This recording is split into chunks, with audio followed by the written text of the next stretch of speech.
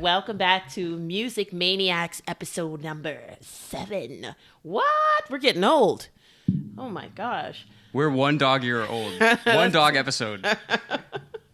Oh man. So we are talking Southern rock, Heartland rock, and who else would come up when we talk about that but the one and only Tom Petty. We're talking all Tom Petty today.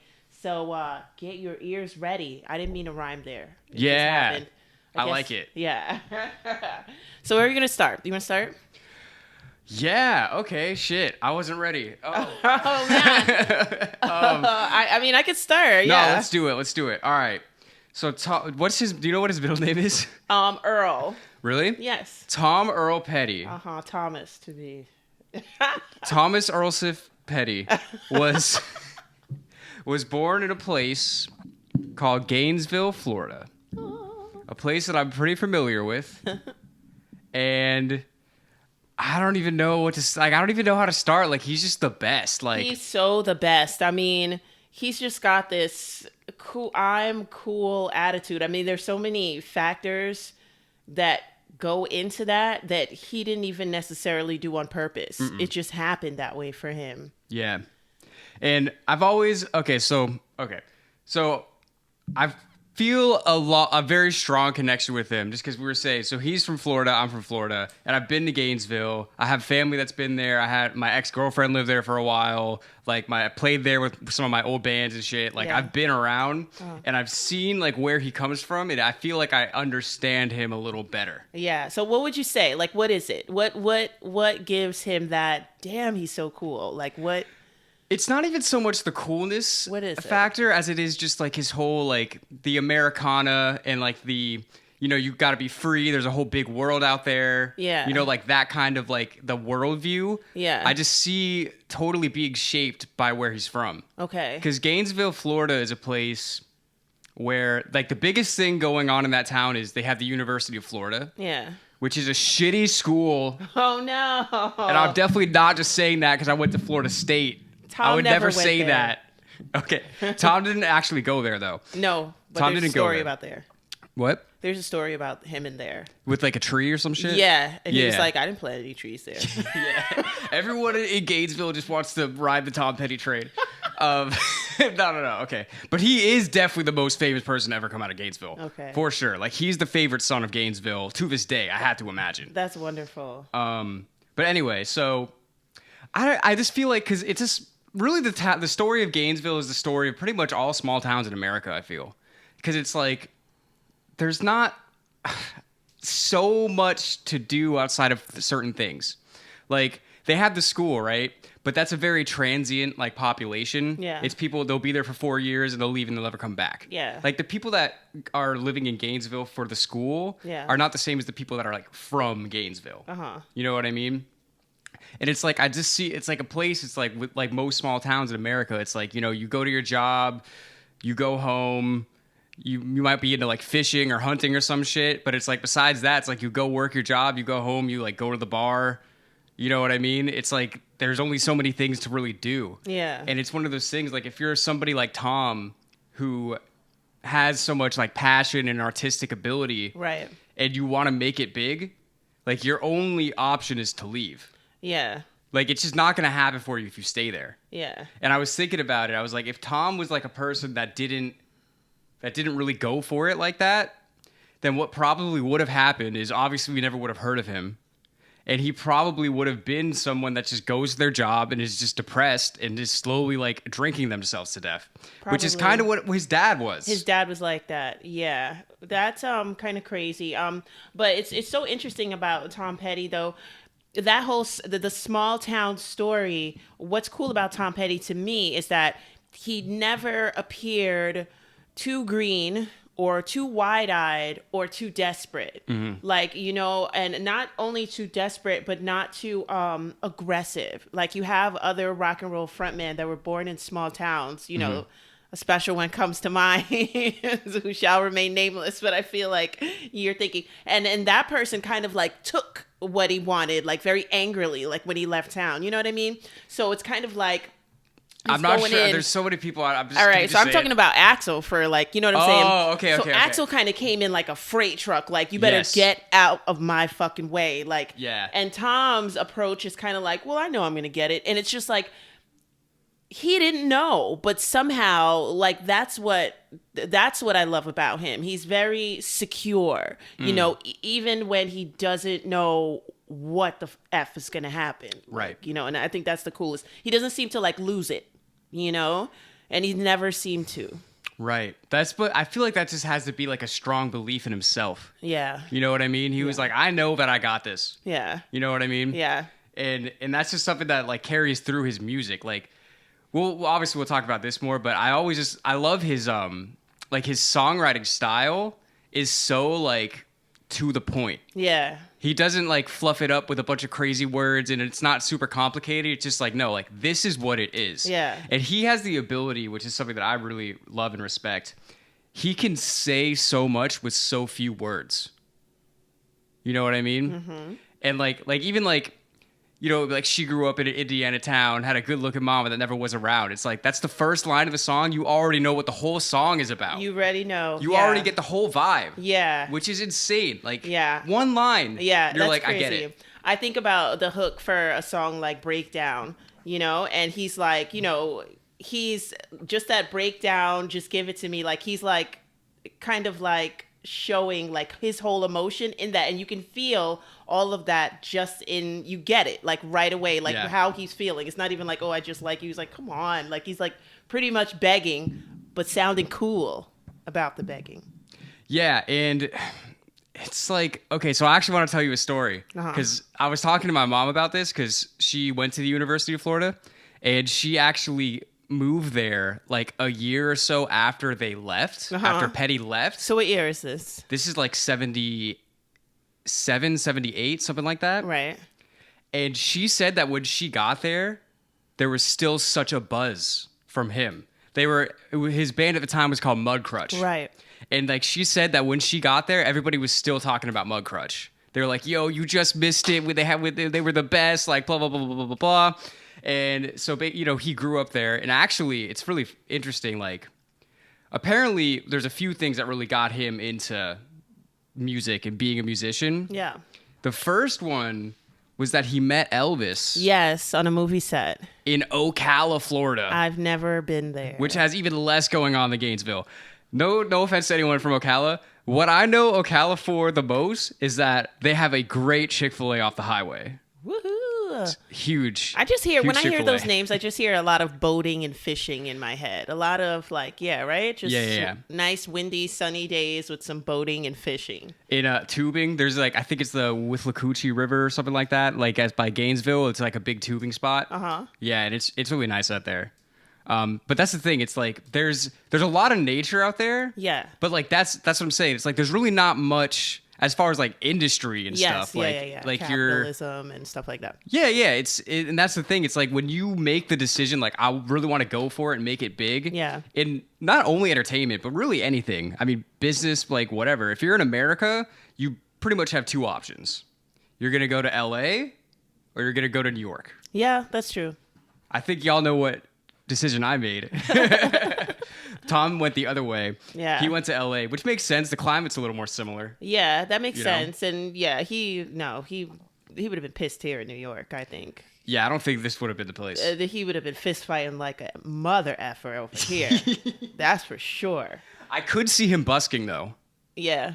But that's a whole other story. Okay. So Mudcrutch, Gainesville, they moved to LA. And apparently Mudcrutch didn't last too long in LA. No, yeah. It's like they liked Tom, but they didn't like them, which was very sad for them. I remember watching the Running Down a Dream, which I was looking for so to research for this, but I watched it when it came out. And I remember that they were really sad because they had the pianist, like Ben, and he was like the youngest member, and they had pretty much like pulled him out of college, and like his dad was like no, and like didn't want him to go on the road with them and all this shit. And then it's like they go all the way out to LA, and then in LA they're like, well, we like you, but anybody could play what those other people are playing. And Tom was like, F that. Like he didn't want to be alone though, but it was almost like he was forced to be alone. Well, yeah, I the way that I heard is like they kind of tried to make him go solo, Yeah. and he like reluctantly was like, all right. And then the rest of the band members, like they kind of did their own thing. Yeah. And then at some point they kind of, him and some of the band members, not all of them. Definitely Mike. Like with Mike, like Yes. quote, he was Campbell. like, "Don't leave me." Like, yeah, Oh fuck.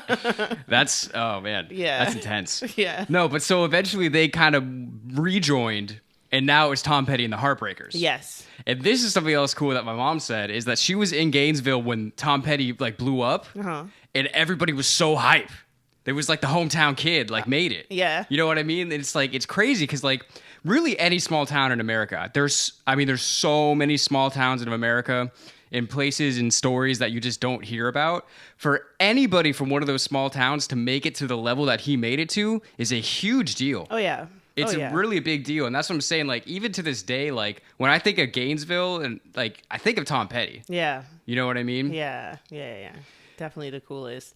But yeah, so they formed Tom Petty and the Heartbreakers, and I actually looked up like why why is it named that? Like, you know, He breaks hearts. Yeah, You saw what he looked like. exactly. So that's what it He is. was a gorgeous man. So they were looking for names and stuff like that. Yeah. And somebody just threw out the Heartbreakers, and Tom thought it was funny because, you know, they're like regular guys. You know what I'm saying? They're Yeah. not coming out to break hearts. So he Yeah, thought yeah. that was funny, and that's why they should keep it. Yeah, well, especially him. I mean, they're clearly a very thoughtful person. Yeah. He's not out to break hearts and Yeah. shit. You know what I mean? So that is pretty funny. I didn't even really think about that, to be honest.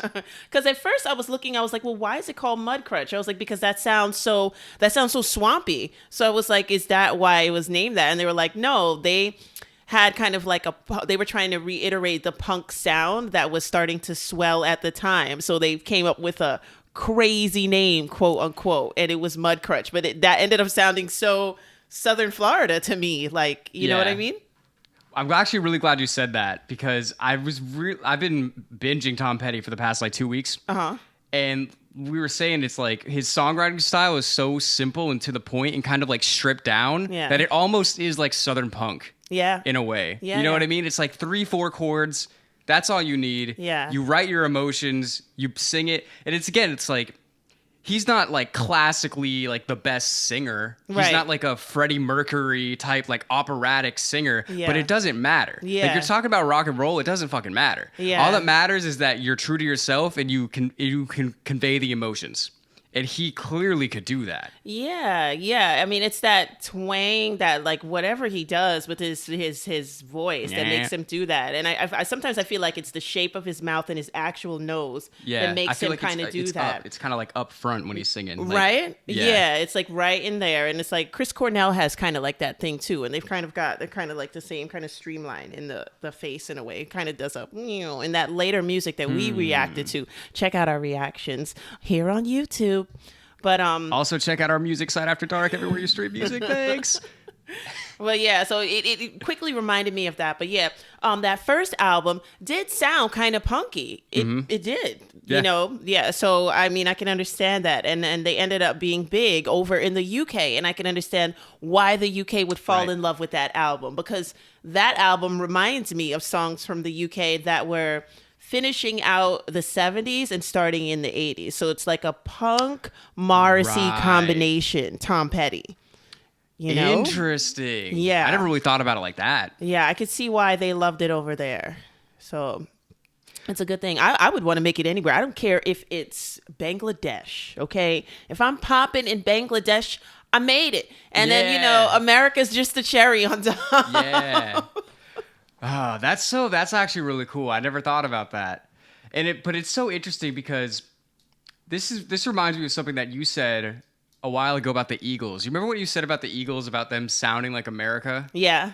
You want to tell the people? Well, yeah, because they said it themselves when they started off as a band. Like they were like, we want people to look back at when we started as a band. Like we want people to look back at their memories and think of us too. And that is for sure what they did. Like they sound like America in the 70s and 80s, early 80s. And to me, Tom Petty sounds like America. Oh yeah, right. Like that's like the same thing. And then something else. This blew my mind. I heard about this recently. Is one of his first people to teach him guitar in Gainesville was Don Felder. Yeah. I didn't even know Don Felder was from Gainesville. I didn't know that either. That's wild, That's right? insane. Yeah. Well, there's whatchamacallit, not discrepancy. Don says it's definitely guitar. Tom says it's piano. And they go back and forth. Yeah. So apparently, they went back and forth and stuff. So I don't know. He just don't want to probably admit. You know what I mean? I wouldn't want to admit that shit either. If I were like Tom Petty, like his personality, you wouldn't want to give it to him. No, I wouldn't. Whatever, Don. If he were super older than me, I would be like, yeah, Elvis taught me how to play guitar. I could see Tom saying that, but somebody that's like your contemporary. Yeah, he's like, you helped a little bit. I don't know. It makes you look like you went on the slow guitar bus to guitar school. You took the short bus. No, okay, so yeah, okay, so they started Gainesville. Yeah. Mudcrutch. Yeah. Moved to L.A. Mudcrutch broke up. Yeah. Tom Petty and the Heartbreakers forms. They're still in L.A. Now they're blowing up overseas. Right. And then they're blowing up in America. Yeah. And it's like it's honestly crazy how many songs that he has. Right? Like, I was listening to so much Tom Petty, and I'm just like, holy shit, I forgot about this one. Oh, and this one. Oh, and this one's great, too. Oh, it's like every song, like, there's a classic song on, like, every album he ever did. Guaranteed. Like, it's crazy. Yeah. I mean, and I felt like I knew so much about him, but when I was young, we watched, what year was that? Silence of the Lambs came out, right? And we rented it on videotape. VHS. And we sat around in the den and watched it together. The den. Okay.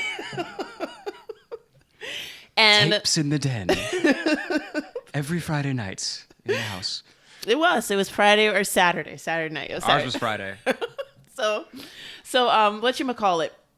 Silence of the Lambs. It's about, them trying to trap a serial killer, Buffalo Bill, and, Anthony Hopkins is an old silent killer too, and they use him to help them catch this guy. Yeah. So the guy's still on the loose, and they show a girl in the movie that's about to get kidnapped. We don't know she's about to get kidnapped, but she's riding in her car. She's like a senator's daughter, and she is jamming to American Girl. Yeah. Right? So it's like she's doing her own backup and stuff like that, and that was the first time I heard that song. And I had, of course, known about Tom Petty because he was from the 80s to me, and I didn't even really know 70s Tom Petty. Right. So I was just like, well, who sings that song? And then it was like, I went and I found out who sang it. And it was such a contrast to the 80s Tom Petty that I knew that it just like opened my mind to Tom Petty. Interesting. Yeah, because he's a bit of a chameleon and not in a fake way. Right. Right. It's interesting.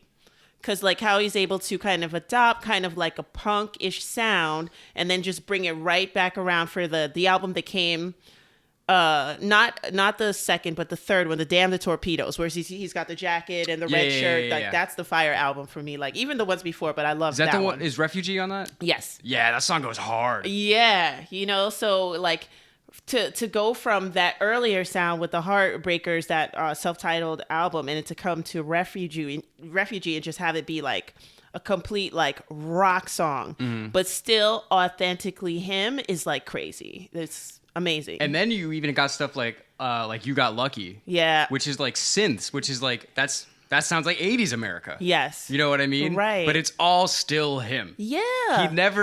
This is the thing about Tom Petty, like he was always so sincere, right, in what he was doing, and he never tried to be anything that he wasn't. Yeah, and you can really tell, like he didn't try to change his like accent or whatever, like like we were saying, like the nasally way that he sings. He's like, this is what I am, right? And these are the songs that I write, and if you like it, that's cool. And if you don't, I don't give a shit.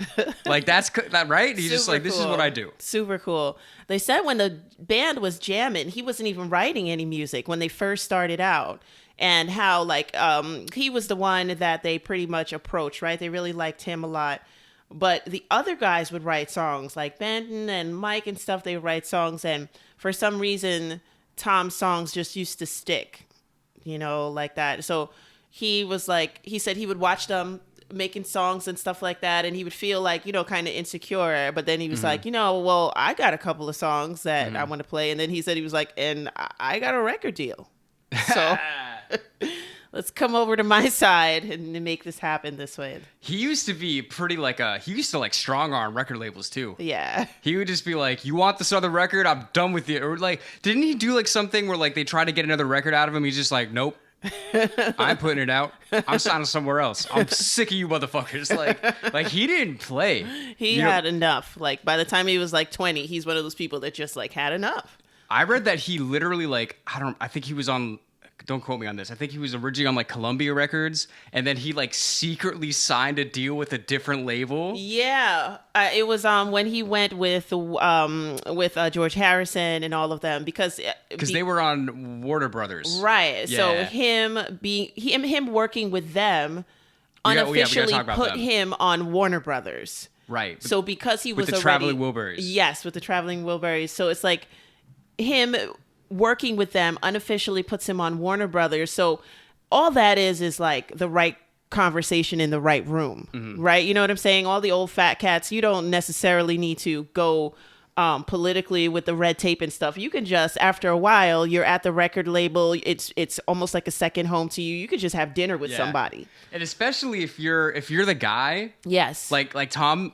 was the guy. Like all he has to do is just walk in. Yeah. Nobody's like, who are you? Right. He's just like, let's talk. Yeah. You know what I mean? Exactly. They're like, okay, Mr. Petty. Like, right. You have to whatever be you say. the guy. Yeah. And then by that time, he had such a like long history of like just solidifying top 200s. Like in the 200 categories, he was like making top 10 all the time. Yeah. You know what I'm saying? So, I mean, why? And especially with corporations like that, I just think of record labels as like two guys on a basketball court in a way. It's like, who's got him? Oh, he wants to come over here. He wants to have a conversation. All right, let's talk to him. Yeah, so we'll make some things happen. Yeah. Does he shoot 3-pointers? But something else I realized is like, I was talking about like the simplicity and like his writing style as far as the lyrics. Yeah. But I realized that a lot of the time the music matches that as well. Yeah. And I think that's a really cool thing. It's like it all is like one package. Yeah. You know what I mean? Even like the like guitar solos and like some of the riffs, like na na na na na na. Na na na na na na. Yeah. It's not like complicated. Right. Like it's relatively easy on guitar if you know how to play guitar. But it's Yeah. like that's all that it needed. Yeah. It wasn't trying to throw in extra shit. It's like this is what the song needs and this is what it's gonna get. Yeah. You know what I very, mean? Very simple. And like I love that about him too. Like even a song that's widely known by like everybody across the world, like Free Fallin'.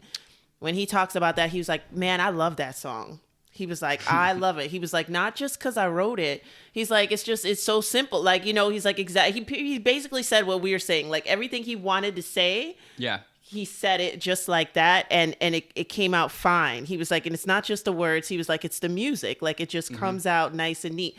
And even when you think about Free Falling, da da da da da da da da da. Da da da da da da da da da, and then it's like, and I'm free fall. It's so simple. It's like A B. Exactly, and it's like, and it comes back and does the same thing, and then it comes again and does the same thing, and you're not sick of it at all. Yeah. You know, Because he does this thing. I realized when I was listening. He does this thing where he'll have like a pre-chorus. Yeah. Which obviously typically goes right into the chorus. Yeah. But sometimes he'll just throw the pre-chorus in and then not go to the chorus. Yeah. So your ear is ready for the chorus, but it doesn't come. Right. So then you're just like, oh shit. So what is he gonna drop it? You know what I mean? Right. So I really think the way that he's able to build songs is really good. Yeah. And again, it's all relatively simple. I don't want to say simple meaning like a bad thing, but it's all very straightforward. It's not trying to be complicated, but he's still able to like kind of build like musical tension and like and play with song structures in a way that you're still really interested in it. It's not just the same 3 chords the whole time and the exact same pattern the whole time. Yeah. You know what I mean? Yeah, He's still able to, you know, keep you really engaged with it. Yeah. I mean, what a great artist. And I just like, I mean, not just because I live here in America, but what I really love about America is that, like, some part of, like, a hard riff that doesn't have to be super, super colorful that you just remember. Like, I mean, we just talked about Refugee, but that riff is, the beginning riff is playing over in my head because it just comes at you. Yeah. It's nice hard rock, and you know it's American. Like, you know what I mean? And that's like a good thing, you know what I mean, to do. What else do I want to talk about? I want to talk about the contrast of like the cool Tom Petty and how sometimes he could just be like an animal on stage, like in his younger days, right? Like you wouldn't think that Tom Petty was going to jump off a high rise from a stage and like whip his guitar at you and stuff like those things are great about him too. Like, you know, kind of like his ability to kind of just shake it out and be like wild on stage is kind of interesting to me. Yeah, I guess. I don't really see those things as separate. Huh. You know what I mean? Because I Yeah. feel like, because everybody, like, well, clear, like, nobody's, like, perfect. Like, every human has, you know, things going on with them that aren't perfect. Yeah. Or, you know, whatever. I'm trying to think of how I want to say this.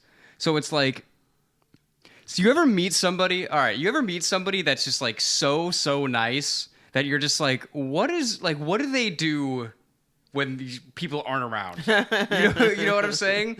So, like, when I see, like, somebody that's just, like, really calm and, like, really collected, I'm like, they have to get their energy out somehow. Yeah. Like, you know, you meet people that are, like, they work out all the fucking time, and because they work out all the time, when they're not working out, they're, like, kind of, like, chilled. Yeah. That's kind of how I see it. Yeah. It's like, he's got to have that outlet, Right. or else he would just be bursting. Yeah. So it's like, if he just goes all out on stage, then all the times he's not on stage, it's like he doesn't have that energy to get out because Yeah. he's taking it out there. Yeah. You know what I mean? Yeah. I love to see it though. And I just love it in moments where, you know, because like, let's say like his videos, that's an interesting contrast. You never see him wild out in his videos. Yeah. He's always pretty chill, you Yeah. know? It's like a sunny chill to him. You know, he's from the Sunshine State. So he's got that about him. But then you'll see him on stage and then it's just like, whoa, he does something wild. And it's not like, it's not shocking. It's kind of adding to it. You know what I mean? But it's still like a surprise in a way. And to me, sometimes it just feels like, more like a surprise than a contrast. I don't know. It feels like another facet of him in a way. Exactly. You know what I mean? That's what I'm like saying. he like flipped it on you. Like you're just like, holy crap. That's what I'm saying. Like, that's a part of that, like, I feel like is always in him. Yeah. But it's like, he's not just going to be walking around the streets of Gainesville just like, yo, what's going on, everybody? Like, you know what I mean? Like, you'll do that on stage. Yeah. And honestly, like, I don't know. I feel like we're kind of similar. Like, you're way crazier on stage than you are, like, normal. Oh, yeah. You know what I mean? Definitely. So I feel like it's a Definitely. similar thing. I like that. No, but I kind of like, when I came into my adulthood, I like weighed in that more. I've always kind of been like that. Yeah. Because in second grade, and I was going to say that's not really me. Like, I weigh more into it, but then I thought back to my little self. And in second grade, they used to call the house and ask if I talked. Really? Yes, and my mom was like, "You should see You're her just here in in the school, like- house." I was. You saw my other picture. I think that This was is like, bullshit. I got to ask to go to the bathroom. "You damn right. You damn." Right? Yeah. So yeah. So yeah, I could see it. I guess I wasn't seeing it really in myself, but it's very impressive, Mr. Petty. Yeah. His whole style. And honestly, like, his prolificness, I don't know if that's the word, Yes. but that's one of the most impressive things about him. And it's like, ever since he came out, impressive. Why are you looking? Yeah. No, because I could have sworn he said that about himself. Oh, really? Yes. Oh, So I didn't go see on. that. Go on. Yeah. I was just gonna, because it's like literally, so he blows up in the 70s, and it's like, he didn't get his first #1 album until like 2006. Which is insane. So he came out late 70s, and he was just still doing it. Yeah, he was charting. He was definitely charting top 10, but no number ones. Yeah. And he like all the way up until basically till he died. Yeah. You know what I mean? This latest album, I was listening to it on the way here, is amazing. Yeah, that one #1. Of course. Well, of course. But You know what I'm saying? I think that's the impressive thing. We were talking about like how he was like strong arming labels more or less. yeah. Back in the day, it's like you can have one record and that doesn't really mean shit. Yeah. Like you could put out one, it's like, well, if the sophomore record is not good, no one's going to remember you. Yeah. But he was just putting out bangers nonstop from the time that he came out. Yeah. So that's the only reason that he was able to have that leverage with the record labels. It's Yeah. like I'm clearly an artist that has staying power. Yes. You know what I mean? Yeah. And here we are now after he's dead talking about him. So clearly that's true. Yeah. One You know of the what I best mean? to ever do it. I think when he was going solo, real solo, not just in the beginning with Mudcrutch, when he actually was like, okay, we've been on the road together for a long time. Let's start working with other people. That's when he said it. He was like, I feel prolific. Like, I feel like I can do other things. And I think that was one of the biggest and best decisions for Tom Petty and the Heartbreakers as a band. Right. Because, like, with the other guys coming in and not being necessarily the band making the music. They were helping with engineering and sound and stuff like that for Tom's solo project. That got them more jobs. Yes. Like, you know, so it was like they were kind of sad about it while they were working on it with him, though, because it wasn't like going to be a Heartbreakers tour. It was Tom Petty. Well, the one that I was thinking about that is the Wildflowers album. Yeah. Because that was the first one that he did with... ELO. No, Rick George Rubin. Harrison and Rick Rubin. Rick Rubin, who, by the way, if your and career's Jeff Lynne in a from slump, ELO. if your career's in a slump and you want to just have a resurgence, just go get an album produced by Rick Rubin. Everybody knows. Yes. Go talk to Johnny Cash about that too. He had some great things to say about Rick Rubin. I mean, yeah, Rick Rubin's. I can't what wait. we I were know. saying too about Rick Rubin. Sorry, check us out talking about Rick Rubin on our Def Jam podcast number 4. But what we were kind of saying about Rick and Russell and why they split up, because Rick was the music guy, and Russell wanted to wear 7 million hats. But yeah, like $7 million hats. Those two. But Tom was saying, I like working with Rick because he's not a corporate man. He's a fan. He's a music listener. No, he's a music guy through and through. He lives the music. Yeah. So yeah. And I know obviously we just did a Def Jam episode, but I can't wait till we do a Rick Rubin solo one, because we'll be able to briefly talk about so many great artists. Very true. But anyway, yeah. Okay, wait. So how many albums did he put out before the Traveling Wilburys happened? Like a few. Yeah, more than a few. More than a few. I want to say like 4 or 5. Yeah. Okay. It's up there. It's up there. So we'll talk about them for a little bit, because that's a ridiculously stacked lineup group. Like, I cannot believe that really happened. Yeah. So Traveling Wilburys, so it's obviously Tom Petty. Yes. One of the biggest, as we're saying, he's obviously one of the biggest guys at the time. Roy Orbison, who was one of the big early rockers, who was influence to all the other people in the band. Yeah. Jeff Lynne from ELO, Electric Light Orchestra, who is like a studio genius. Check out our reactions to ELO. Did I say Bob Dylan? No, not yet. Bob Dylan. He's all right. No, clearly he's a huge deal as well. And then George Harrison. Yeah. It's like this, and this is the thing, like, not only is there the music of a Traveling Wilburys very good, but the most impressive thing about that band to me is the fact that you can have, 5 people that are so huge in their own right, but their egos don't keep each other from making that amazing music. Yeah. I think that is the most impressive thing about it. It says a lot about if you get 5 super successful people in anything, not just music, anything, and you try to get them to like work together, it doesn't usually work. This like, there's could too much not ego. be Steven Tyler, Axl Rose, John Bon Jovi. And I don't know who else we can put in there. I'm just gonna throw Eddie Vedder in there. I'm just gonna throw Rod Stewart. And talk about fist fight. Rod would throw the first punch, guaranteed. Oh, Mick. Mick. Put Mick in there. Yeah, that shit is not going down. No. So that's what the most impressive thing about the Traveling Wilburys to me. And obviously the music is great. Their music is really good. Yes. I mean, I love Roy Orbison's voice. Roy Orbison, and even so many other people that sing like that. So, and it's funny because those sounds are kind of the same. Like you said, that Roy influenced like a lot of the band and stuff like that. You can see that, and you can feel and you can hear that as well, and not in a copycat way, which is cool. No, it's kind of similar in the way that like Petty, like meeting Elvis, kind of like threw him into like a certain path. I feel like him like being around Roy kind of like probably put him in a similar mindset. You know what I mean? Yeah. Obviously, I mean, Roy's not Elvis. We're not comparing him. Yeah. But it's just like that same, like that 50s rocker, like the old school, like.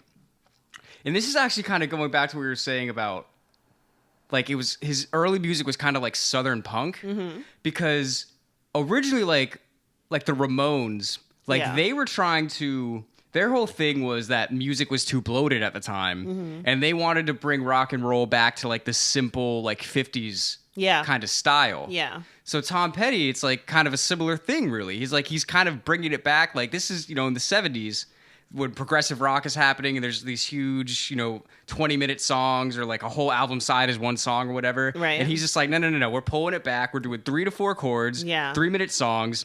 That's what it's about. Yeah. So I'm sure for him to be able to be in a band with Roy Orbison was such a huge deal. I know. I mean, and it's funny how the torch gets like passed and stuff like that. You know, you think about Elvis, someone who defined a lot in rock and roll style. You know what I'm saying? Pretty much passing the torch to Tom Petty, just not on purpose. Not on purpose. Yeah. You know, and it's crazy because when Tom's album blew up that year, the year that we love in rock and roll, 1977, that's when Elvis died. Like, you know, that's crazy. I didn't think about that. Yeah, like, it all kind of came together just now. That wasn't like a theory I was working on. But it's very interesting because I'm thinking about, there's so many rock and rollers that have made defining sounds in rock and roll history internationally. But, you know, Tom and Elvis definitely have their own styles, and they're very American, like, you know, and it's like very defining sounds. And it's interesting how one goes and then one is starting to rise, you know. You cut off one head and another rises in its place. That is a really interesting point as well. I didn't really think about that.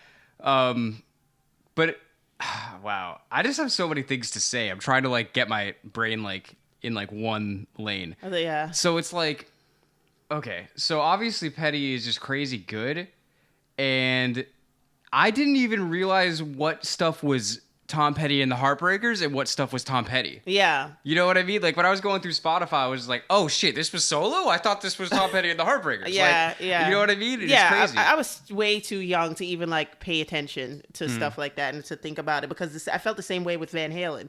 I was like, so who's David Lee Roth and who's Van Halen? Like I was confused. Who's Sammy Hagar? Right? So he hadn't even come around yet. It was like Van Halen, and then it was like David Lee, and I both saw them all the time, and they were both rocking MTV at the same time. So I was like, who's who here? Like, but yeah, so right. yeah, I totally understand that. Tom Petty and the Heartbreakers, Tom Petty, Bob Marley and the Wailers, Bob Marley, yeah. which yeah. True. Diana Ross and the Supremes, which, no, I'm just kidding. Yeah, where's the Supremes? Why are you by yourself? Yeah. Okay, so, wow. That's so cool. And like it's like like we say, like his sound really just sounds like America to me. Like I didn't like Mary Jane's Last Dance, like that came out in the 90s. Yeah. I thought that was from the 70s. Like it just sounds so American. Yeah. You know what I mean? It doesn't even sound like eras to me. It's just all Tom Petty. That's true. You know? That's true. But I wanted to talk about a point that you said earlier, how like when he went solo, it kind of like freed him up in a way. Uh-huh. And that's what the Wildflowers album, the first one they did with Rick. Yes. Like that was a big thing. Like they ended up working with a lot of the people that were in the Heartbreakers. Right. But he was like, I don't want to confine myself to just these 5 guys. Right. And I think that's a big thing to just be able to, for development as an artist. Absolutely. That's an amazing thing to be able to do. First of all, it tells you that you're really, really great. You know, and then like you can branch out and you can become even greater. Like, you know what I mean? By either rubbing off on other people or other people rubbing off on you. It would definitely be a great thing to do. I just can't see why any band would want to be that locked in like forever. I could see one band always wanting to perform with each other all the time. And you know what I'm saying? But there's like got the to be. Stones? Yeah, like the Stones. And then the Heartbreakers even came back together like after. And then even Mudcrutch came back together. Yeah, I wanted to bring that up earlier when you were talking about the piano guy that like quit. Ben, yeah. Because it's so, this kind of shows the person that Tom is, honestly. That like, you know, you have this band when you're young that doesn't make it. You start a new band and you're huge.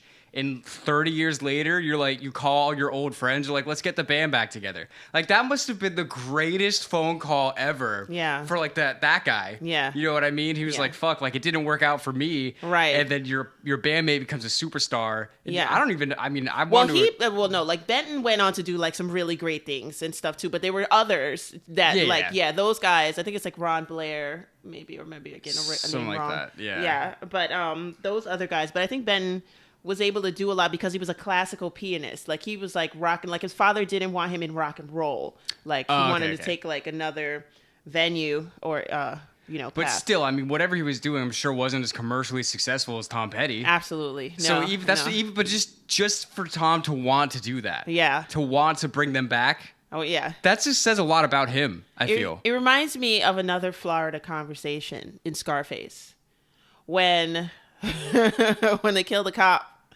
and Tony says, no, Manolo says, "You want a job, Ernie?" He's like, "Sure, Tony." He's like sweating. Sure, Tony. Okay, you call me tomorrow. Oh yeah, no, it was Tony that asked him, and then there's Manolo that's like, "Hey, you got the job." Hey. That's how it went down when Tom called. It's like, "You want to put the band back together?"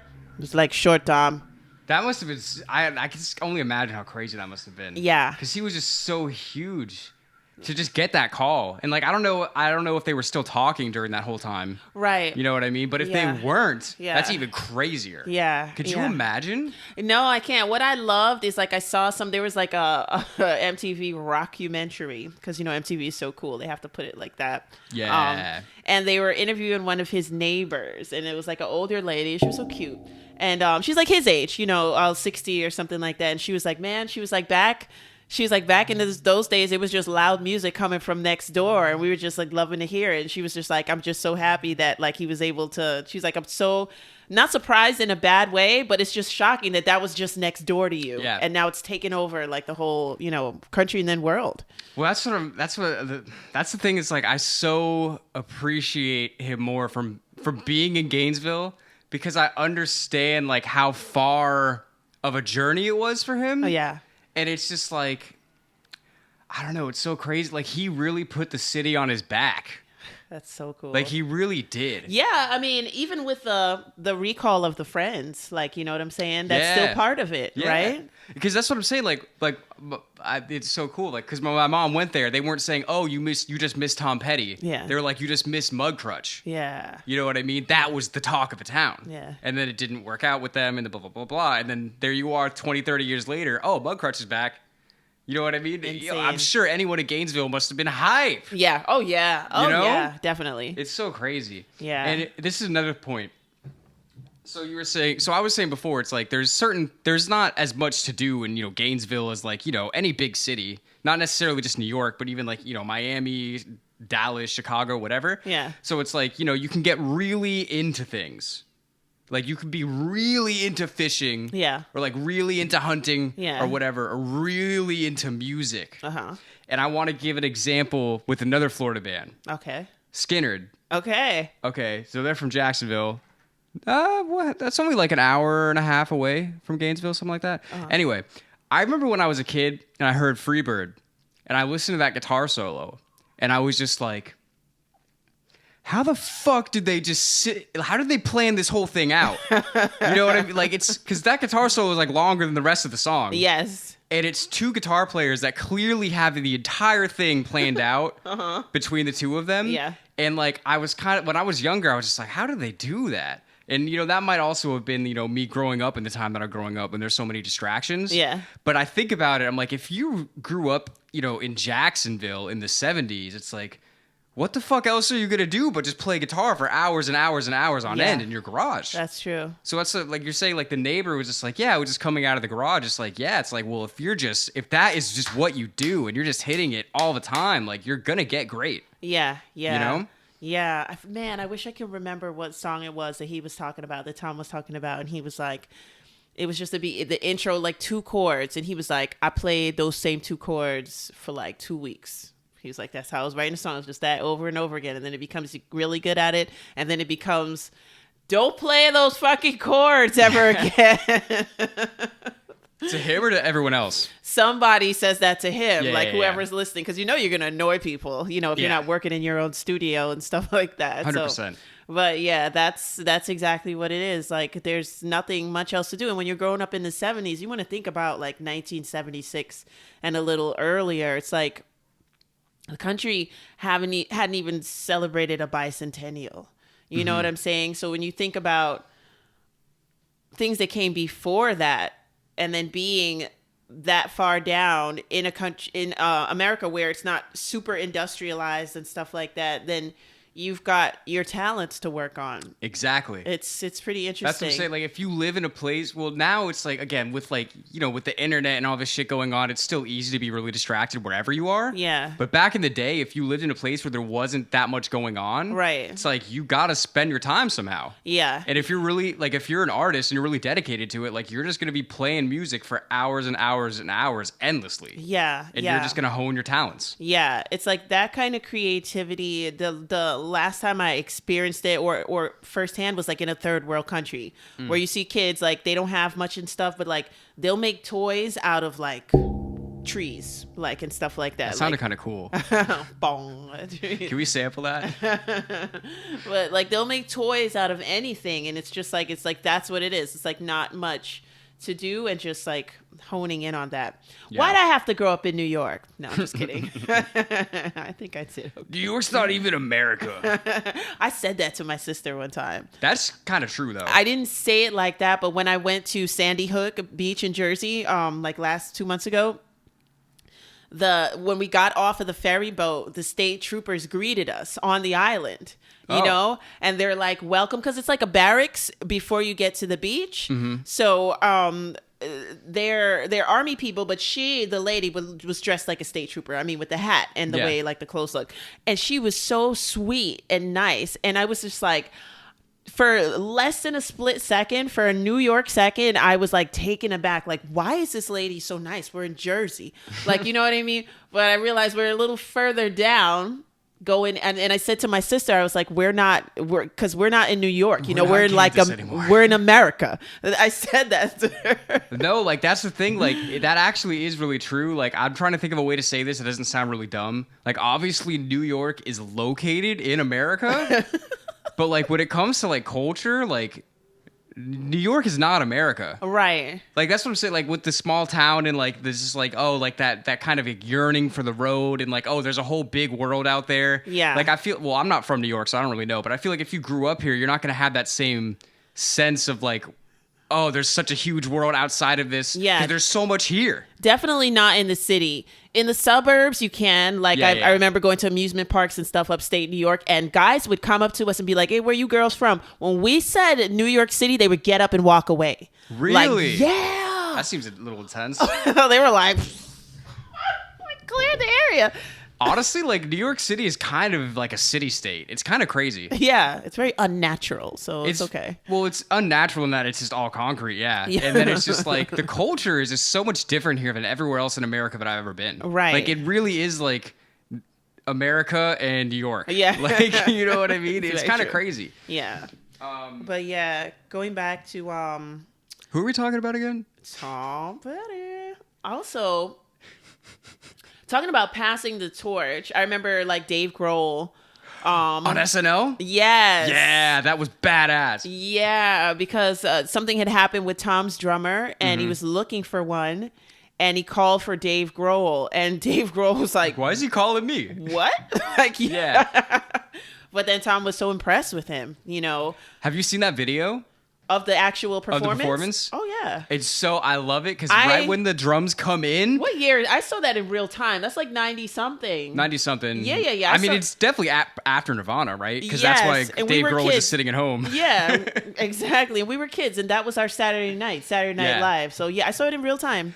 Well, because I was watching this not too long ago, and, like, it made me so happy to see this, like, right when the drums come in, and like Dave Grohl, the drummer, he kicks ass. Everybody knows that. Yes. Right when he comes in, like you see Mike, he just looks so happy. Like right when the drums come, he's just kind of like, oh shit. Yeah. You know what I mean? Like during the song, and I just loved it. Yeah. They're doing like Honeybee or something. Yeah. And whatchamacallit, Tom was just like, it felt like a jet engine back there, just like blew him forward, and he was like, yeah. And you can tell.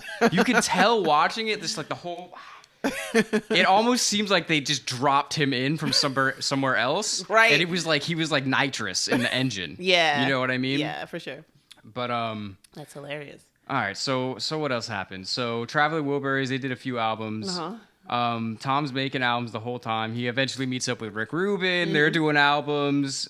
I don't even know. He's just so prolific. He put out so many albums. Yeah, that's so great that he actually said that about himself. He's like, I feel prolific. I feel like I can do more things. And he was like, and I'm happy about that. Like, because it's like, I get it. Like, I mean, I'm pretty, like, my personality, like, I can fall into the same thing all the time and not have an issue with it. So, but like if it comes like time to like, like we do that sometimes, like we'll go out and we'll be like, oh, well, if you need a guitarist, if you need a singer and stuff like that, we're open to working on other projects. Yeah. I think with us though, I think what we'll do is what we thought of doing is kind of cool. It's like, no matter what we do, it's still going to be Sight After Dark. I think that's kind of cool. I mean, I like it like that. Yeah, I think it's cool that way. Because then no matter what, we're just boosting each other up. Yeah, and you don't know which one it is. You see it on the thing and you're like, well, which one of them is it going to be? Like, that's cool. Yeah. Yeah. And then, wow. I'm just trying to even think chronologically. It's like, so he just keeps putting out albums until he died. Like, that's the whole thing. Like, I don't even know where to bring it to from here. That's not sad. Like, it's not, I was going through stuff. His TV and movie career, not really career. He was in FM. No static at all. No static at all. And then he did of course, I saw the episode of The Simpsons that he did his own voice. He did a bunch of King of the Hill episodes, right? I didn't know that. I used to watch that in the beginning, but I didn't follow that throughout. That's a different style of show. Yeah. I mean, I left it from the beginning, but I just, they became so many cartoons and shows on TV. Yeah, it's like, and then that show would come on like really late on a Friday, and I had grown up already. Like, you know what I mean? Yeah. So it's like, well, I don't know. That's another kind of like America kind of show. Yeah. You know what I mean? It's something about like that show like kind of like has like a very unique place in like cartoons, I feel. I think so. Because it's so like, it's kind of real, but it's not too serious. Yeah. But it's funny. Yeah. And it's very American. Yeah. You know? Yeah. What else? Something else I really liked about Tom Petty's songs, it's like he's from the South, but I feel like the songs aren't really necessarily Southern in a way. Yeah. It's just America. Yeah. You know what I mean? Yeah. And like he did like he had like a Southern accent album or whatever, and he's like wearing fucking Confederate flag shit. Uh-huh. But like besides that, he didn't really make like the South like his defining thing, like like Skinner did. Right. You know what I mean? He's just like, I'm an American guy, just writing about American girls. Yeah. You know what I mean? Shit like that. Like it wasn't really like this is what like it was just everybody. Yeah. You know? And I think that's great too because he actually kind of covered the whole country heading over to LA. You know what I'm saying? So it's a good thing that he's like, he didn't just go up the coast. Yeah. Like he was able to go across. So maybe we need to do that. I'm going to Oregon. How about that? I'd rather go to California. But I like where your head's at. Yeah, I remember he did one album where like he did use like a lot of Southern imagery. And then he specifically later in his life was like, I kind of wish I didn't do that. Oh. You know what I mean? Yeah. So I thought that was interesting. I think it was mostly because of the flag.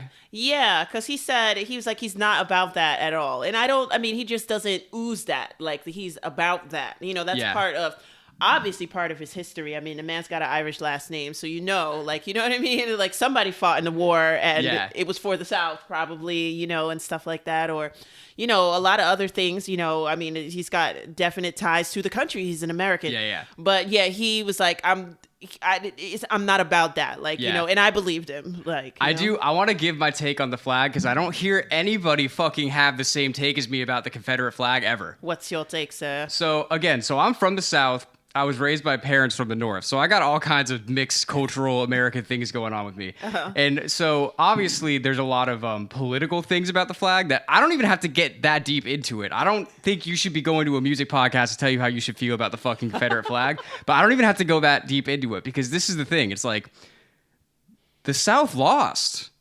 Why the fuck you flying? You fucking lost. You're sore losers. That's how it's just like think about this. Like, America fought a war with Mexico for like Arizona and like New Mexico and shit. There's not Americans in Arizona flying the Mexican flag. That's true. You know what I'm saying? I'm just like, you're just holding on to it. It's like, you lost. I'm sorry. Like, people lose in war. Like, the winners, everyone knows that the history books are written by the winners. Yeah. So I just think I always thought that was kind of strange. Yeah. And it's like, even like you think about like World War II, it's like when the boys went over there. Yeah. And they fucking won. Yeah. And like, even to this day, it's literally illegal to fly a Nazi flag in Germany. Yeah. You know what I'm saying? And I'm Yeah. not saying that I agree with flying any flag being illegal. Yeah. I think in America, you should be able to walk down the street with a fucking Nazi flag if you want, without fear of violence to you, if you're not being violent towards anyone. Yeah. I think that's really what freedom is. Yeah. I don't have anything. I'm just saying, like, I just think I never understood why people were just like, yeah, we lost. Yeah, I think it's just a reminder to not. I don't think it's a racial thing. I think it's just a reminder to the United States of America, because this is so odd. I watched a Clint Eastwood movie the other day, and I'm trying to remember which one it was. It's not High Plains Drifter, but he only had a few of those like spaghetti westerns, and it wasn't Good, Bad, and the Ugly. But they were getting all the guys that were kind of like renegades. They wanted them to stop that because America was forming, and we don't need all you outlaws. It was Josie Wales, outlaws. It was the outlaw Josie Wales. And it's like, we don't need all of you just running wild, pretty much setting up your own governments within this country. Right. So they were saying like, okay, you guys turn in your pistols, and we'll grant you citizenship to the United States of America. Interesting. You know, but what America did is like they made them turn in their pistols and they would shoot them and kill them all. It was like, we can't trust you guys. You're fucking outlaws and stuff. So I think that's what the South is doing. I think they're still sticking it to the man, even though it's like the country formed, man. It's over. That's what I'm saying. That was like, you lost. Like, and it's so long ago. So, I mean, hundreds of years now. I don't know. I was like, because like literally, I remember even on my street when I was growing up, there was one dude that would fly the Confederate flag outside of his house. One guy in the whole neighborhood. And we were all just kind of like, for real? Like, dude, like, what are you trying to prove? I don't know. I just always thought that was interesting. I never hear anybody say that about it. It's always like, the flag is racist. No, it's not. Like, that's all anyone ever says about it. Right. And it's just like, nobody even talks about the fact that, like, this was a war and then you just lost. Like, the winners write the history books. Yeah. That's just fucking how it's always been. Yep. Forever. I mean, you don't. How much do you know about the city of Carthage? You know what I mean? No. Well, they lost, and we know a lot about Rome. Yes. You know what I'm saying? Yeah. I don't know. This is like a total maniac rant, but it is definitely. I did want to say that though. Yeah. Because I always have thought that. What else? TV.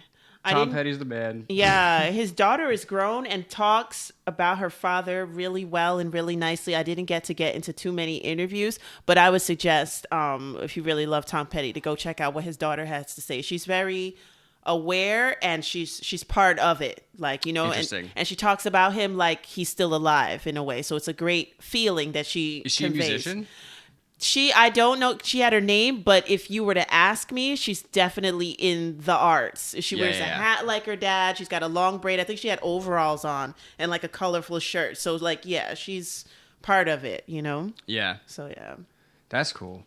So, I mean, yeah, literally he just kept making great music all the way up until his death, which, so they toured the last Heartbreakers tour. I think that was like 2007. Yes. And he said before the tour, he was like, I think this might be my last tour. Like, I don't really want to tour that much anymore. Yeah. And then it ended up being the last tour. It was definitely the last tour, but not last performance. And it's crazy. They interviewed him when he was like 60. I think that was around 2007 and stuff. And 2010. And he was like, I'm approaching 60. And he was like, I'm kind of intimidated by that. You know, he's one of those people that was probably nervous about getting old.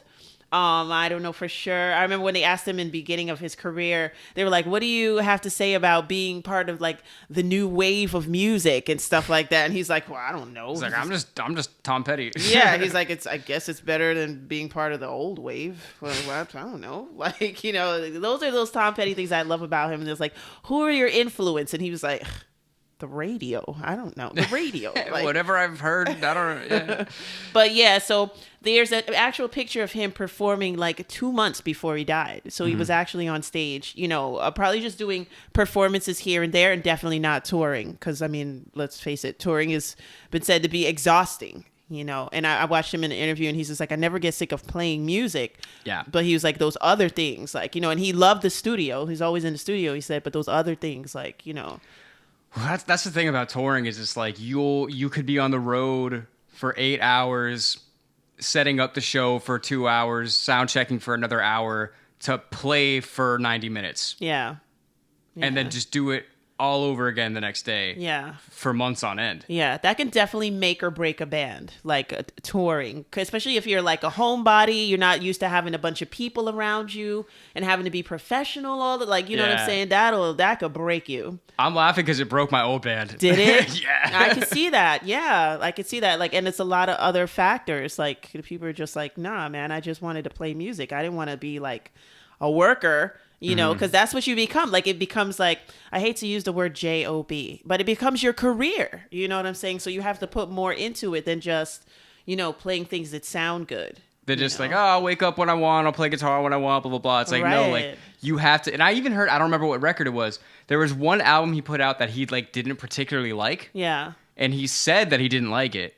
And he was like, yeah, like, I was going through kind of a rough time and I wasn't really feeling really creative at this time, but, there was a record due on my contract, so. Yeah. See, yeah. Yeah. It's like you signed the contract. Right. Exactly. So that's how it goes. It's really unfortunate. It's unfortunate that, his life got kind of, I don't want to say cut short, but I feel like he could have definitely gone on for more years and made more music. Absolutely. Well, I mean, yeah, his last album went #1. I mean, I was literally on my way here listening to that new one because like you, I was like binging and getting like nostalgic, all those old songs like I haven't heard in so long and wanted to hear them. And like now I heard the newest one on the way here and I've just been listening to it for like just 7 minutes. So it's just like 2 songs and I'm just like, this is fucking great. Yeah. Like, so yeah. That's an interesting like kind of compliment, I guess, that he could have done so much. Yeah. But still had so much more to do. Yeah. It's pretty awesome. And what do you think about it? Like a 40 year career, right? So you want to, I know they started in like 75, 76, it was when they really started putting the album together, but they really peaked in like 77. So I'm going to call it 77 just because I want to. So 77 to 17. I heard that was a good year. I was like, yeah. Yeah, rock and roll did well that year. A lot of things did well that year, but rock and roll was doing some good things, and a lot of forms of music were doing well in 1977. It's a good year for music and creativity. That's why he can do so much. Everybody seems to say that about Tom Petty, that he was super creative. So it's like when you have a creative mindset, it's like the permutations are like endless and varieties are endless as to like what you can do musically, sonically, and stuff. Like, right. Yeah, and I mean, he definitely, he went through a lot of territory. Yeah. You know what I mean? Yeah. I mean, Johnny Cash remade his song, right? Won't Back Down. On that album, on that Johnny Cash album where he does all the covers. Which was produced by... Rick Rubin as well. Double R. Oh, wait. It's a different set of people. But it's all New York. Yeah, that's true. Ah, man, I just don't even know. I feel like I don't really have too much left, but like... No. He was just the best. Yeah. And honestly, it was weird, like... I got really like emotional like on the way back to here, like just listening to all his music. And like we've done a lot of podcasts. Like I didn't feel as emotional. Yeah, like no, I mean I absolutely adore Tom Petty. Like I love Tom Petty. Yeah. Yeah. Apparently, so when I was talking to my mom about this, apparently back in the day when I was just I was like 14, I was kind of like a snot-nosed punk kid. I was just like not trying to hear that shit.